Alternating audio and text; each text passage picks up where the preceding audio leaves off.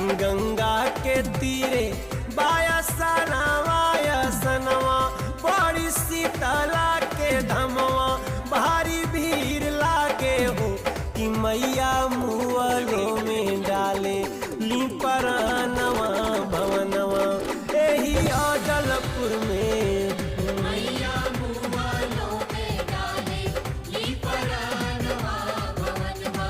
यही अदलपुर में हो।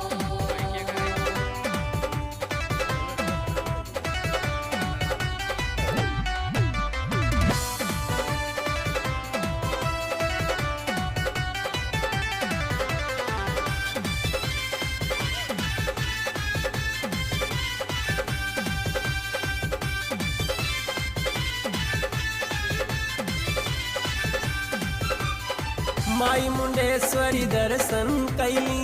गैली करे